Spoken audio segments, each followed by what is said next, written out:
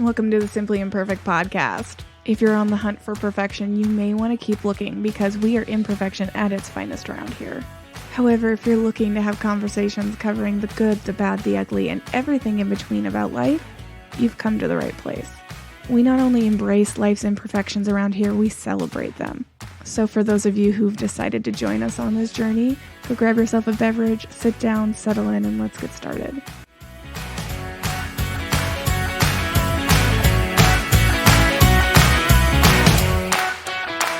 Welcome back to the Simply Imperfect Podcast. I had a completely different topic planned for today's episode, but recent events made me want to change the topic and delay what I originally had planned for today. And you're probably sitting here going, what has gone on that has caused you to want to change your topic? Well, some pop culture news and some legal world news has made headlines lately. And those headlines involve a Tom Girardi and an Erika Girardi and a whole bunch of really shady crap. Let's be honest.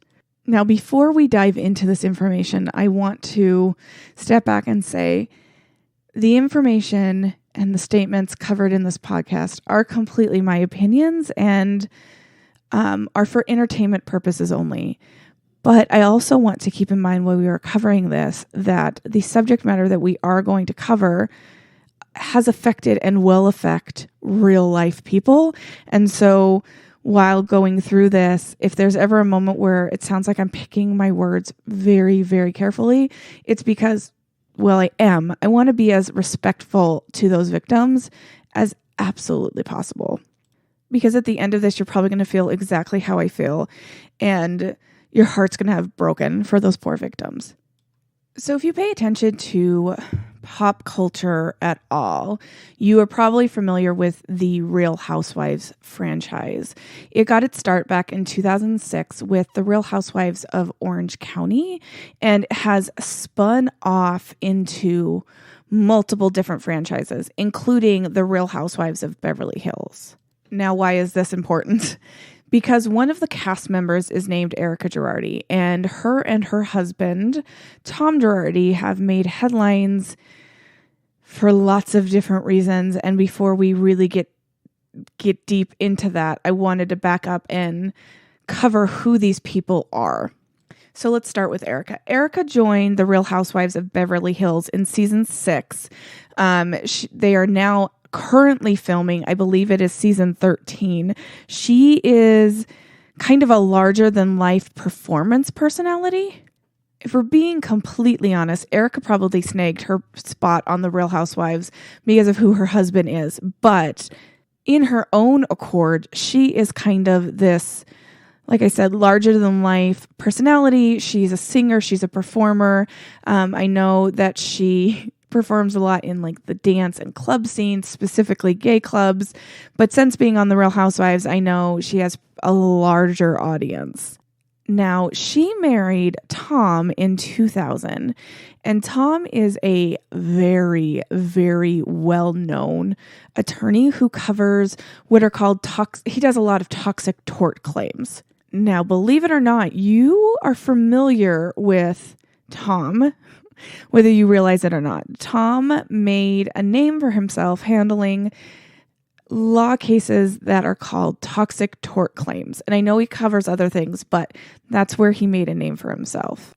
You're probably sitting here going, I have no idea who a Tom Girardi is. And I promise you, you were actually more familiar with him than you realize. So there was a movie that was released in 2000 starring Julia Roberts called Erin Brockovich. Most people are familiar with it. If you're not, it's a really good movie and you should definitely go watch it.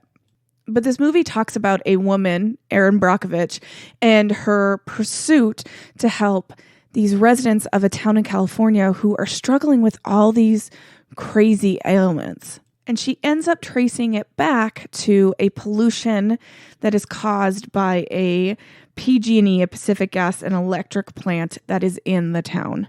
Honestly, go watch it. Erin Brockovich herself says the movie is about 98% accurate. So go watch it. It is really good. But if you've seen the movie, So there's Erin Brockovich and Ed Massey, and they end up bringing in this prestigious law firm. There's actually a scene in the movie when Erin finds out that Massey brought in this new firm where she flips and loses her mind about it. But that firm that is brought in real life was Tom's firm. And in the movie, Tom says he is portrayed by the actor Peter Coyote, and the name of the character is Kurt Porter. So Tom is this really well-known attorney. He has a resume that includes receiving the first $1 million settlement in California. In the case that is portrayed in the Erin Brockovich movie, he actually ends up getting something like, I believe it is $333 million for the residents of Hinckley. Tom goes on to handle more cases and receive settlements in the billion-dollar ranges, multiple billion-dollar range. Now, for a little bit of a background, because Tom has these cases that are settling for these large amounts, a lot of plaintiffs' cases, so the person who files the suit, their attorneys in these situations, a lot of the time will receive what is called contingency payment. Contingency payment essentially means their payment is contingent. It depends on what you end up receiving in settlement. And so what happens is, let's say you win $1 million and your contingency says that their attorney will get fees and 30% of that. Well, 30% of $1 billion is a lot of money. And so, understandably so, Tom is a well-known, well-off attorney. And Tom has been in the industry for a long time. He was admitted to the State Bar of California in 1965. So when Erika made her appearance on The Real Housewives of Beverly Hills and portrayed to be this couple who has all of this money, it made sense. I wasn't surprised, and I was aware of who Tom was because I remember seeing Erin Brockovich when it came out, and I already had a little bit of a hankering for law. And after watching that movie and then proceeding to go down the rabbit hole of that case and the Girardi Case Law Firm, which is the name of the firm Tom owns, it really inspired me to go into law. And for those of you who don't know, I went to school and worked for several years as a paralegal. And a lot of this was inspired originally because of this movie and who Tom is. So I remember being crazy excited that his wife was going to be on the show. But when I was seeing the amount of money that they portrayed to have, it made sense because he had spent how many years since 1965 successfully receiving settlements for victims in the millions and then billions of dollar range. So you're probably like, yeah. Why did this grab your attention? Why are we talking about it right now? So at the beginning of November, Erika actually filed for divorce from Tom. And I'm not going to lie, I was crazy surprised. So even though there is a massive age difference, Tom is 81 and Erika is 49, watching them interact on the show, and yes, I know it's a show and you can kind of portray whatever you want, but watching them interact on the show, they seemed to have a pretty good marriage, if not a good friendship. So when I saw that she filed for divorce, it really surprised me. But as time went on, we discovered that this was just the beginning of Tom's legal issues. At the beginning of December, a firm that had been working with Tom on a plane crash case dealing with a crash from October of 2018 of a Boeing 737 that crashed shortly after takeoff, killing all passengers and crew members. I believe the total number was 189 people were killed in that crash. But the firm that was working with Tom representing the family members of the victims actually filed suit against Tom. The allegations in this case base off of the firm that Tom worked with claiming that Tom failed to pay out settlements to victims in the case. They go even further in alleging that he not only failed to pay it out, but he had embezzled the money to help finance the lifestyle that him and Erika lived and were portraying on the Real Housewives of Beverly Hills. And as time goes on, there are more and more cases being filed, and there's more and more allegations of things Tom did relating to unauthorized settlement agreements and not paying clients. And it's just the more that comes out, the more disgusting this all is. Tom has made a career portraying himself as an attorney who will go out to fight for you against corporations who have done you wrong. Or in this plane crash incident, a company who, by whatever fault, caused a loved one to die. Someone you love and care about is no longer on this earth with you because something this big corporation did. And Tom has made a career going out and fighting for victims, or so we thought. It is now being alleged that he wasn't fighting for the victims. He was lining his pockets with the money from those settlements. So someone is victimized. They go to somebody who claims that they are going to help them hold that person accountable. And then that very person victimizes them again? Can I tell you how absolutely disgusting this is? I don't even think I quite have the words. But it goes on.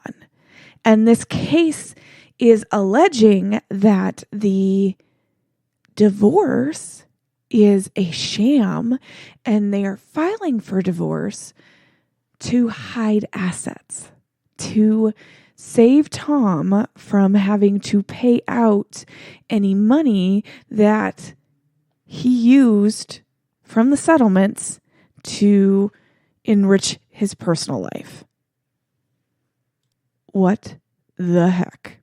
But the crazy thing is, if there could be something more crazy than this, is before you even have time to digest the divorce and this first case, things keep getting worse.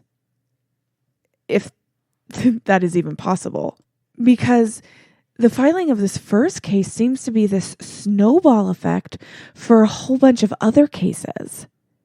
And these cases keep being filed, and it seems that this life and this career and all of everything that Tom has portrayed himself of is a sham.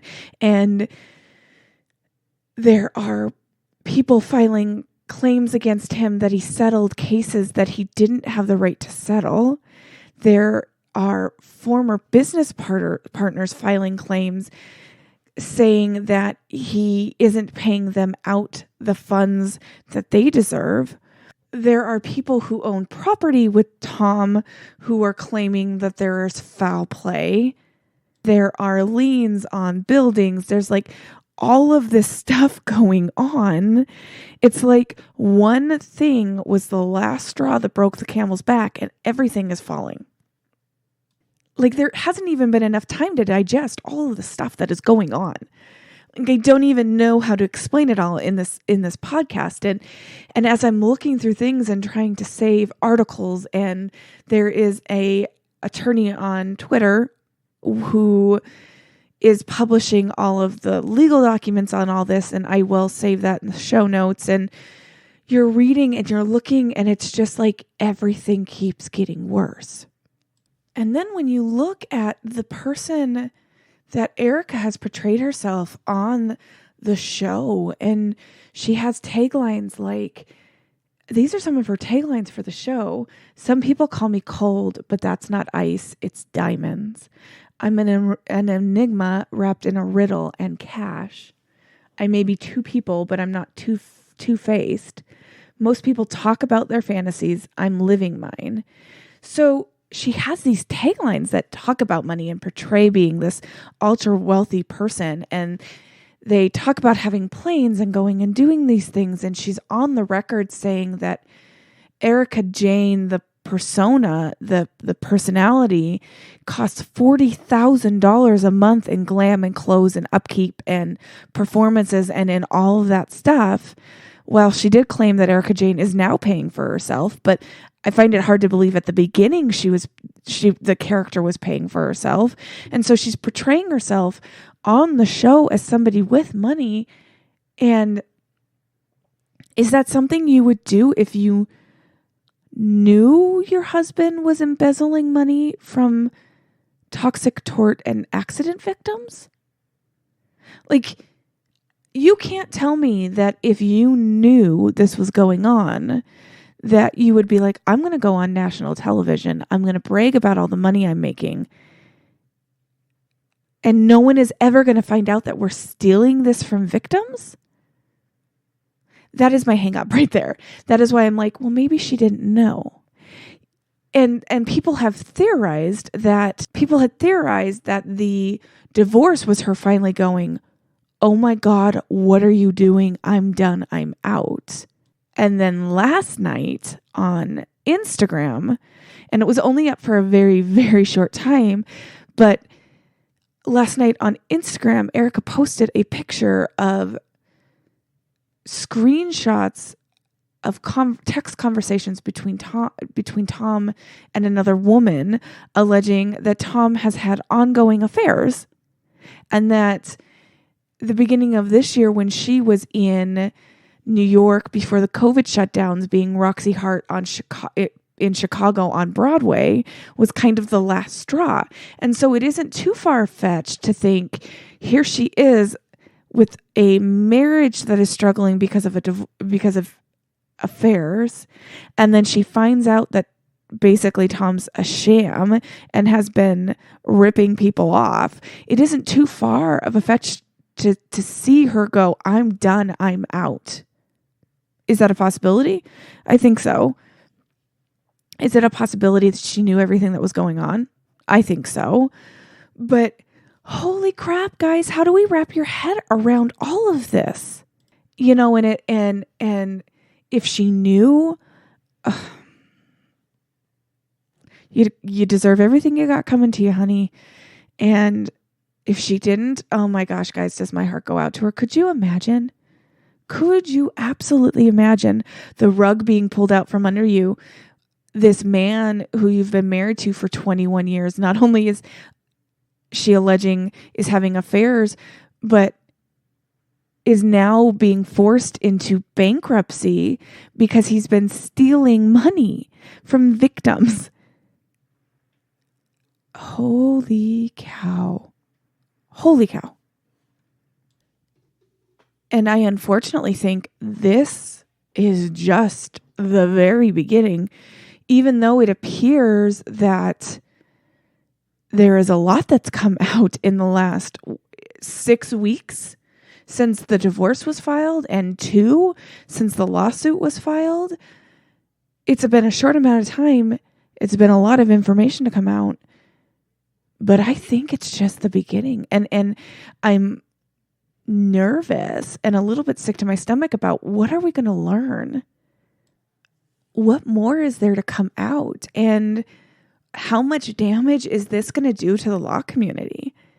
You know, while in one aspect, this is a man who is a leader in his field. He has been an example for a lot of attorneys who have come after him, and, you know, in my case, paralegals who have come after him and what they idolize and want to be. You know, people don't get into the law field and not want to help people in some way. And I know there is a bad rap about attorneys, but I've worked with a lot of attorneys in my life, whether it's in the civil realm or the criminal realm, where they got involved in that field of work because they wanted to do better. And if you look at what Tom did before the money is issued, is distributed, he helped people hold massive corporations accountable for what they've done to injure either them or their surviving family. Boeing is a massive, massive company, and PG&E, Pacific Gas and Electric, is a massive corporation. And this is a man who is helping people hold them accountable. And in that aspect, he is a leader in his field. However, where he has gone, alleged to have absolutely gone wrong is by not giving the victims their damn money. Let's be frank here. And if this is true, because, they are all allegations, even though what has been provided may seem credible and very damning, you got to let the court system complete its fact finding. But when it comes down to it, an attorney's job is to make an attorney who is a plaintiff's attorney, their job is to make their client whole again in the best way that they can, not further victimize them. Now, while I was looking into all this and trying to understand the timeline, which I don't even know if I can even fully understand the timeline, nor how well of a job I've done laying this all out for you guys. But the thing that surprised me was I was able to find an article from 2016, and I'll link this in the show notes, but I found an article from 2016 that talks about Tom being sued for mismanagement of client funds in 2016. But when you go to the California State Bar website and you look up Tom, there's no mention of it. The only thing mentioned on Tom's page is that he was admitted to the state bar on January 13th, 1965, and he is currently active. They do not list any disciplinary or administrative actions, which I find it hard to believe that somebody would sue him or file a claim against Tom for mismanagement of client funds, which in the legal world is the biggest no-no there is, and for them not to also make a complaint with the state bar and that the state bar would have no action. I'm not going to lie, that fact to me is super, super fishy. The state bar is a resource for future clients to be able to look and see if there has ever been any disciplinary action against the attorney they are looking at hiring. So when you have an attorney who has such a well-known legal record and no list of state bar actions or administrative actions against him, Tom looks like this phenomenal attorney. And yet now we are finding out that at least back in 2016, he had a claim filed against him for mismanagement of funds.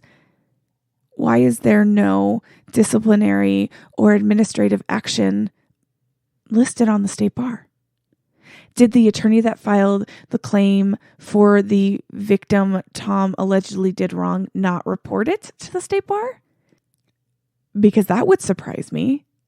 I'm not saying it isn't possible, but that would surprise me.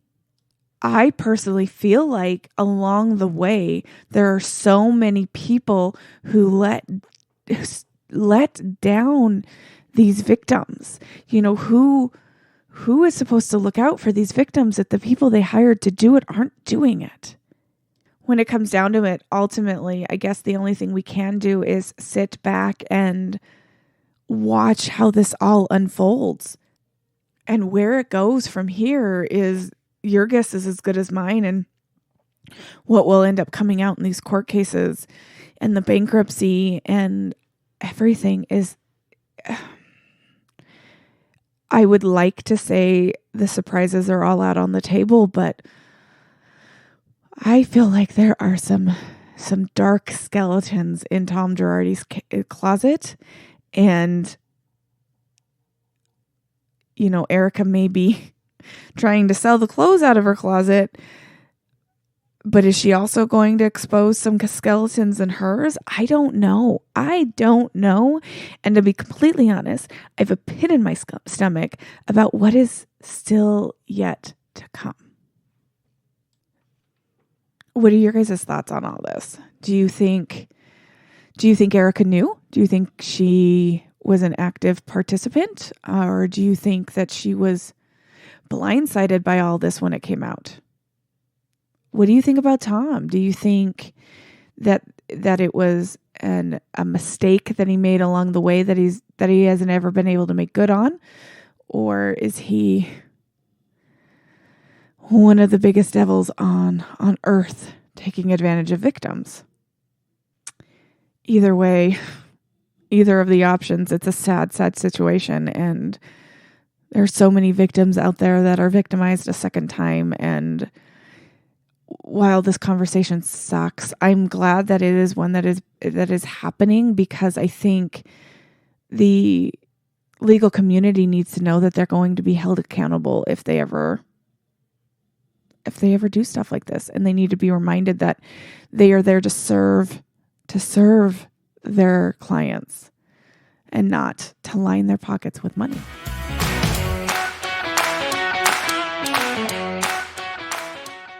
Thank you for joining us on this episode of the Simply Imperfect Podcast. If you've enjoyed and don't want to miss an episode, make sure to subscribe. If you'd like to help the podcast out, make sure to leave us a rating and review while you're at it. To keep up to date with all things Simply Imperfect and to join our mailing list, head on over to @simply.imperfect on Instagram. And until next time, folks, make sure to embrace this simple imperfection that we call life.